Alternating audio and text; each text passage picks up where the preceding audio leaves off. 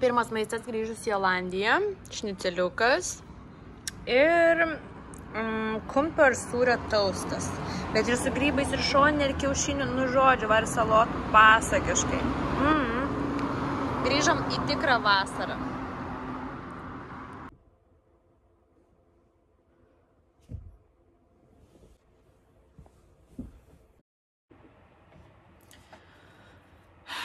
Labas, sugrįžom. Pagaliau sugrįžom. Tiksliau sugrįžom šiandien, nežinau, gal apie 1 valandą dienos.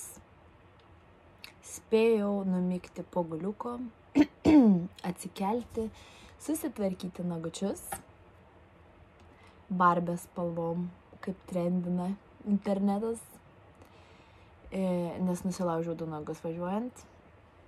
Visko būna, toks gyvenimas pasitaiko. Bet matos, kad vis dar nedamiegota, įkritę, atrodau kaip pamuštais pakeis. Esu užkimusi, nežinau, kas čia per virusas ar bacila ištiko mane. Na, bet nieko, išsimiegosiu šiąnakt, išsilsėsiu, dar visas savaitgalis prieš akis. Tai poilsio užteks, dabar reikia tik tai, jaučiu, susiruošti, nueit pavalgyti, tada užsukti parduotuvę, užsipirkti maisto, tiksliau, truputėlį užpildyti šaldytuvą, nes yra visiškai tuščias. Ir viskas. Ir tiesiog paskirti savaitgalį poilsiui ir ruoštis pirmadienį. Įsibėgėsim vėl į rutiną ir atostogų kaip nebūtų. Iš tikrųjų apie atostogas. Praėjo va taip. Mėnuo laiko. Mėnuo. Kaip? Nežinau. Tiesiog ėjo ir praėjo. Orai nebuvo patys geriausi, bet iš tikrųjų nesvarbu. Nes praleidom kokybišką ir labai gerą laiką su šeima. Labai džiaugiuosi, kad sesuo buvo grįžusi su dukterėčia. Jų nemačiau jau beveik 2 metus. Tai buvo laikas ir buvo labai labai faina. Tėvelius buvau išleidus savaitę į Latviją su kemperiu truputėlį prie jūros pabūti. Tai namai buvo prižiūrėti, šuniukas pamaitintas, viskas savo vietose, tai labai smagu dėl to. Praeitas vlogas buvo apie Klaipėdą ir savaitę praleista būtent ten. Buvo labai nemažai audrų per tą savaitę, tai mums papuolė gal tik tai 2 geros dienos, kada švietė saulė ir buvo šilta. O paskui prasidėjo žiaurios audros, užliejo gatves Klaipėdoje ir vėjas buvo toks, kad medžiai linko iki pat žemės. Tiesiog baisu. Bet nieko, ir ten pabuvom, praleidom kokybišką laiką su draugais, senai nematytais, su kita pusė šeimos ir labai labai dėl visko džiaugiamės, buvo smagu, pabaliavota buvo normaliai, taip kaip priklauso per atostogas. Dabar reikės truputėlį susiimti, manau atvės oras ir reiks užsirašyti į salę. Tiksliau, užsirašysiu turbūt greičiau. Galbūt šią savaitę, galbūt kitą. Ir reikės pradėti vėl sportuoti. Ir šiaip kaip visada, mamukas primaitino skaniausiais patiekalais, dievuliau. Ir taip svetingai priėmė kaip svečius. Kaip tikrus svečius. Dabar jau visada taip yra. Gal nuo kokių 20 metų, kaip grįžtu iš užsienio, mama ir tėtis visą laiką pasitinka kaip didžiausius svečius. Kambarys paruoštas, maistą gamina, laiką mums skiria. Ačiū, kad priėmėt, kad sulaukėt, kad visada laukėt ir kad jautėmės tikrai kaip namie. O šiaip labai nieko nefilmavau paskutinės porą dienų, nes jos, kaip grįžau iš Klaipėdos į Kupiškį, nebefilmavau, nes dėjausi daiktus, persikrovinėjom iš vieno lagamino į kitą, ko reikia, ko nereikia, ką palikti, ką pasimti. Ir žinoma, atsisveikinimų labai nemėgstu, jie visuomet būna liūdni ir tikrai emocijos ne tokios malonios, kaip kad sugrįžus. Tai tiesiog nieko nefiksavau, tiesiog stengiausi tą paskutinį laiką pasimėgauti. Turiu aš draugę, su jie susipažinom gal kai buvom, nežinau, 13-14 metų. Priklausėm Šaulių sąjungai ir susipažinom vienoje iš sukarintų stovyklų. Tai tą draugę aš turiu vis dar iki dabar. Jinai buvo su manim per mano visą emigracijos kelionę, kuri tęsiasi jau nuo 2010 metų. Visada laukdavo, beprotiškai laukdavo, visada pasitikdavo, kad pabūti kartu. Kad atsigriebti už laiką, kada buvom atskirai. Ir šį kartą buvo neišimtis. Jinai tokią staigmeną man padarė, kad paskutinį vakarą, vidury savaitės, po darbų, sėdo į mašiną iš Vilniaus į Kupiškį. Atvažiavo. Pabuvom kartu gal kokias, nežinau, iki 2 nakties gal. Ir tada važiavo atgal. Pamiegojo kelias valandas ir ėjo vėl į darbą. Įsivaizduot, ką tai reiškia. Tai žmogus, kuris aukoja savo brangų laiką, poilsį, viską, kad atvažiuot pabūti su manim. Gintarė, žinau, kad žiūri šitą vlogą. Ir noriu tau beprotiškai padėkoti už tavo pačią nerealiausią staigmeną. Taip, ašarų buvo, buvo ašarų. Bet tos ašaros yra džiaugsmo ir tos laimės tikros. Labai tave myliu, draugė, labai tave vertinu ir labai saugosiu tave visą likusį gyvenimą. Labai ačiū, kad esi toks geras, nuostabus žmogus. Ir kad visą laiką moki nustebint įvairiausiais, nuostabiausiais, crazy būdais. Ir linkiu visiems savo gyvenime turėti tokį draugą ar draugę iš didžiosios raidės, kurie darytų tokius dalykus dėl jūsų. Vertinkime tuos žmones, kurie yra šalia, kurie mus myli, kurie mus brangina. Jie yra tie tikrieji draugai. Mokėkim atskirti. Pažįstamų mes galim turėti daug, o draugų vos kelis. Aš taip manau. Tiek apie tikrą draugystę. Ačiū, Gintarė. Gaila, nepadarėm tik vieno dalyko, ką labai planavom ir norėjom, bet nieko nepadarysi. Čia mums pakišo koją orai.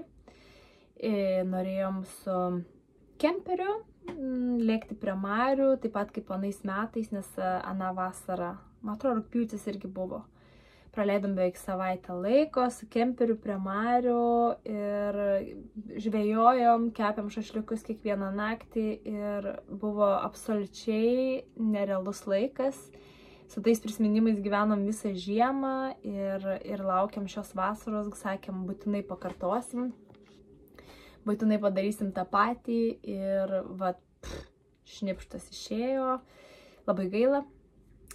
Ištisai beveik lyjo ir ganėtinai šalta buvo ir kažkaip nei ten norėjosi prie tų marių miegoti savaitę laiko ar net 4 dienas, nei ten ką. Nu, tai to ir nepadarėm. Bet iš tikrųjų gaila, nes labai norėjau parodyti kemperį. Nuo anų metų jis yra visiškai atnaujintas, tiksliau atnaujintas visas jo vidus. Tėtis per žiemą darė taip pat savo rankomis. Ir kažkaip visiškai iškrito iš galvos, galėjau bent jau nufilmuoti iš tikrųjų. Nors ir neiškilavom, galėjau iš tikrųjų nufilmuoti ir būčiau parodžiusi. Bet visiškai pamiršau. Kai laukia šalta, tai kažkaip tai tokios pramogos atrodo ir praslysta kažkur. Tai nieko, teks kitą kartą, ko gero. Jeigu dar tas kemperis gyvuos iki kitų metų, tai tada teks palaukti kitų metų. Jis toks vintažinis senukas. Tai va, o dabar, ko gero, kylu ir lekiam kažkur pavalgyti kažko skaniai, nes jau žiauriai norim valgyti. Varom.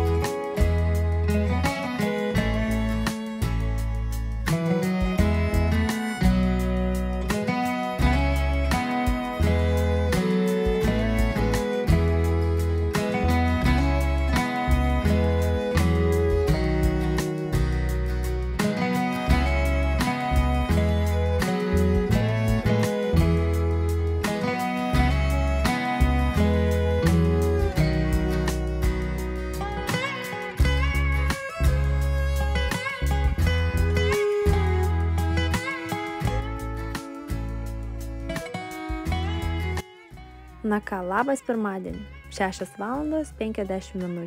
Lengvai atsikėlėm, nes palsėjom puikiai, lauke tvyro nemažas rūkas, tačiau nėra šalta. Vis dar jaučiasi, kad šis rytas priklauso vasarai. O dabar pirmieji mūsų 12 km po atostogų. O darbe mus jau pasitinka ši maža pūkuota viešnia, vardu Melau. Ji visada sulaukia labai daug meilės ir dėmesio, kai mus aplanko. Mažas vatos kamuoliukas.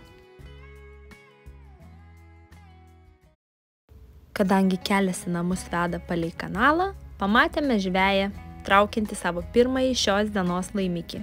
Nusprendėme sustoti ir nufilmuoti.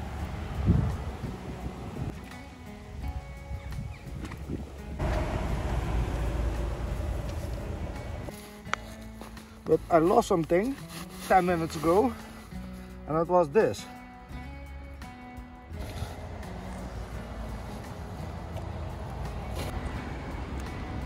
Wow. Taigi tai buvo kažkur 10–11 kg karpis. Gražuolis buvo paleistas atgal į kanalą, paplepėjome su žveju ir patraukėme savais keliais.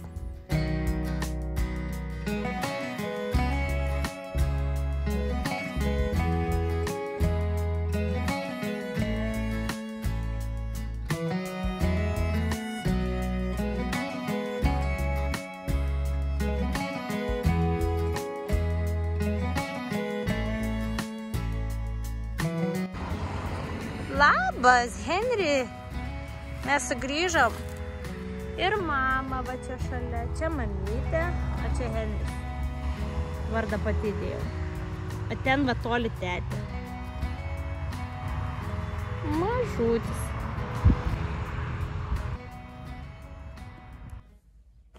Po darbų einu nusimaudysiu. Pasidarysiu kažką greitai užkasti ir tada atbėgsiu vėl prie kameros. Jaučiu, reikia šiandien nusidažyti antakius. Dažysiu pati, nes Lietuvoje nusipirkau antakiams dažų. Senai jų nesudažiusi. Tai galvoju, reikėtų paryškinti truputėlį, nes labai jau blankus. Va, pasidariau tokių paprastų salatyčių. Su avokadu, mozzarella, vištiena, pomidoriukų, dar papačia yra salotos ir truputėlį morkų. Ir dėjau siračio padažą, nes noriu kažko biškį aštriai, ir garlic truputėlį padažiuko. Viskas įsimaišys ir bus labai skanu. Ai, dar jaučiu, reikia papiriuko uždėti. Man atrodo, lietus kaupėsi. Kad lis tai tiksliai. Sakiau. Sakiau, kad lys. Na ką, nusimaudžiau, kol maudžiaus pradėjo lyti, tai jeigu girdit parškenimą, tai nieko negaliu padaryti, nes čia stogas. Taip. Na va, tai pirkausi antakių dažus. Tokius Lietuvoje iš Eurokos, Delia Cosmetics. Ir pabandysim. Nežinau, čia 3,0 Dark Brown. Tikiuosi nebus į raudonumą. Bet pamatysim.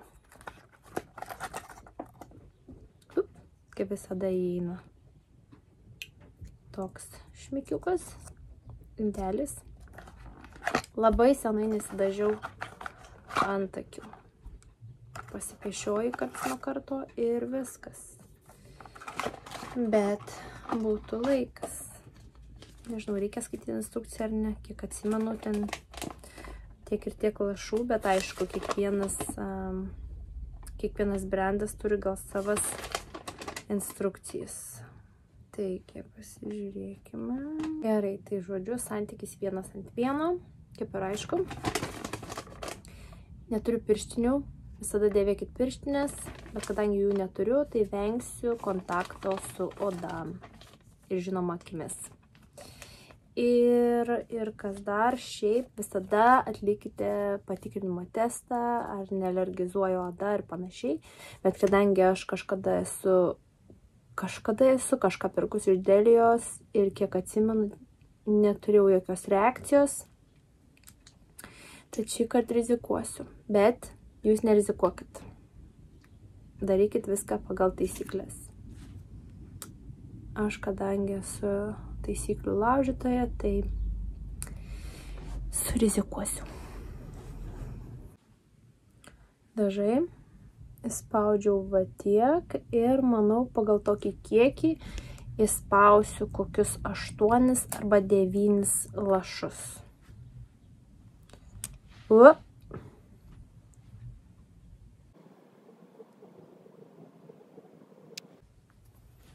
Manau, užtektinai. Nežinau, čia matosi, nesimato. Darom. Išsimaišom.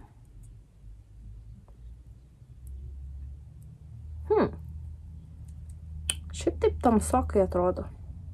Vajai, kad tik nebūtų juoda, kad tik nebūtų juoda. Stengsiuosi palaikyti labai neilgai. Nenoriu juodų antakių ir nenoriu ryžų. Tiksliau, ugninių.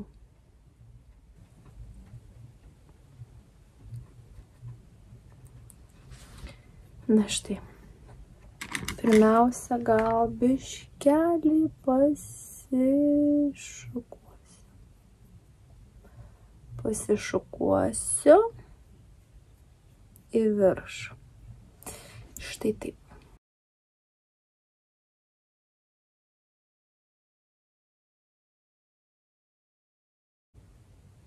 Jeigu išeis iš krašto nieko tokio, pakoreguosiu truputėlį su ausų krapštukais. Wow.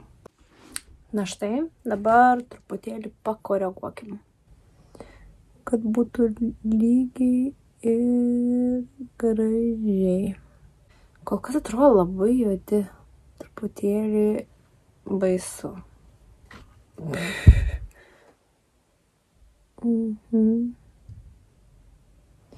Tikėkimės,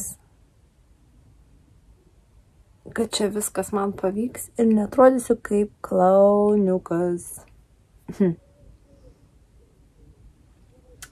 Nuodos nusiema lengvai kol kas.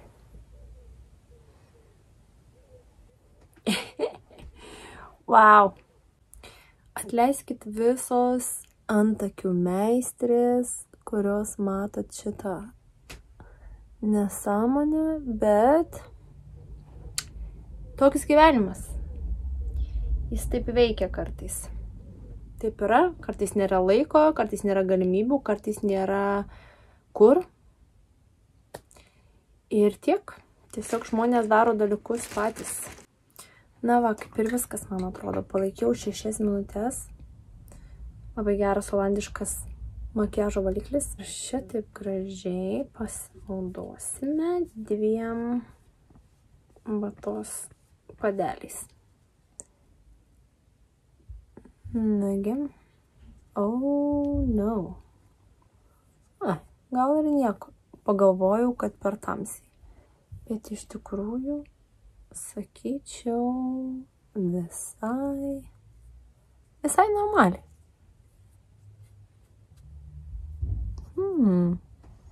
Netgi patinka. Sakyčiau, visai gražiai išėjo. Va. Taip.